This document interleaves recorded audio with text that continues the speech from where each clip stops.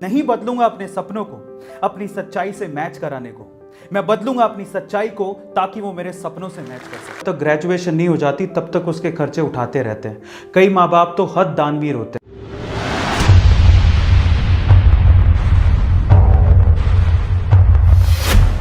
हमारे देश में एक अजीब सी परंपरा है। यहाँ पर माँ बाप अपने बच्चों के 10वीं तक तो खर्चे उठाते ही हैं, 10वीं के बाद भी 11वीं 12वीं और जब तक ग्रेजुएशन नहीं हो जाती तब तक उसके खर्चे उठाते रहते हैं। कई माँ बाप तो हद दानवीर होते हैं, जब तक बच्चे की जॉब नहीं लग जाती तब तक वो उसके खर्चे उठाते हैं और इस चक्कर में बच्चे बिगड़ जाते हैं। यहाँ पर बाहर के जैसा नहीं होता। ज़्यादातर डेवलप्ड कंट्रीज और अच्छी कंट्रीज में बच्चे अपना पार्ट टाइम जॉब करके और मेहनत करके 10वीं के बाद से अपने खर्चे खुद उठाते हैं, लेकिन इंडिया में ऐसा कुछ नहीं है। यहाँ के बच्चे माँ बाप के पैसों पर तो अपना हक समझते हैं। वो ये कहते हैं कि हमें पैदा किसने किया, इन्होंने, तो हमारे खर्चे भी यही उठाएंगे, ये तो इनकी जिम्मेदारी है। हद तो तब हो जाती कि जिस चीज़ के लिए आपके खर्चे उठाए जा रहे हैं कम से कम वो काम तो करो, अपने सपनों को पूरा तो करो, अपने पाँव पर खड़े होने के लिए मेहनत तो करो। लेकिन नहीं, ये भी वो लोग नहीं करते। ज़्यादातर यूथ का कोई एम, कोई लक्ष्य नहीं है और ऐसे बच्चे फाइनली ठोकर खा के ही समझते हैं। ऐसे ही एक लड़के को उसके फादर ने इंजीनियरिंग कॉलेज में एडमिशन दिलवाया।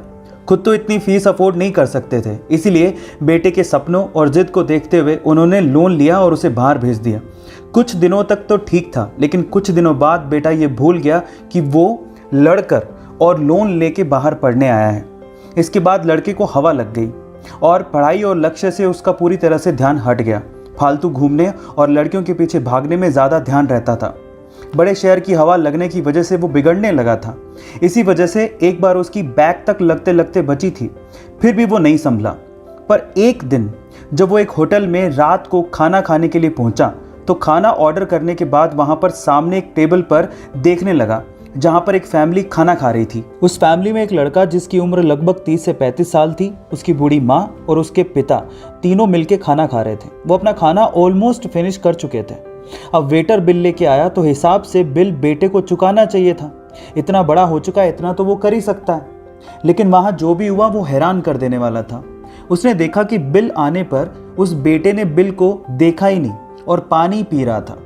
पिताजी भी अपना खाना फिनिश कर रहे थे और उन्होंने भी बिल को इग्नोर कर दिया और तब उस लड़के की बूढ़ी माँ उठकर काउंटर पर गई और बिल दिया। अब जो लड़का उस फैमिली को देख रहा था उसे मानो इसमें अपना फ्यूचर नजर आने लगा। उसने ये सोचा कि अगर मैं भी ऐसा ही करता गया और पढ़ाई पे ध्यान नहीं दिया तो एक दिन मेरी भी हालत ऐसी हो जाएगी कि मैं अपने माँ बाप को एक अच्छे होटल में खाना तक नहीं खिला पाऊंगा। तब वो लड़का जागा और उसके बाद उसने अपनी सारी खराब आदतें छोड़ दी, अपनी पढ़ाई पर फोकस किया। इंजीनियरिंग के फाइनल ईयर में आते आते उसने ठान लिया था कि अब वो घर से एक भी पैसा नहीं मांगेगा। अपना रास्ता उसने खुद चुना, मेहनत करता गया और यूट्यूब की दुनिया में कदम रखा। और आज उस लड़के का यूट्यूब शॉर्ट्स का दुनिया का सबसे बड़ा चैनल है और 10 मिलियन से ज़्यादा सब्सक्राइबर्स हैं। और आज ऊपर वाले की दुआ से कामयाब होकर वो लड़का आपके सामने खड़ा होकर अपनी कहानी सुना रहा है। जी हाँ गाइस, वो मेरी ही कहानी है। लेकिन मैं ये कभी नहीं चाहूंगा कि जो गलती मैंने की वो आप करें। इसलिए एक चीज हमेशा याद रखिएगा, अपने माँ बाप की परवरिश और उनके पैसों को कभी भी ग्रांटेड मत लीजिएगा।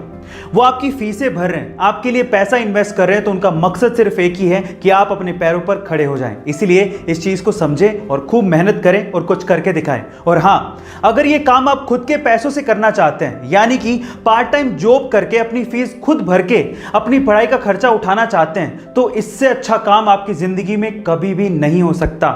ये तो बहुत ही अच्छी बात है। गाइस, आपको ये वीडियो कैसी लगी मुझे जरूर बताइएगा। Thank you so much.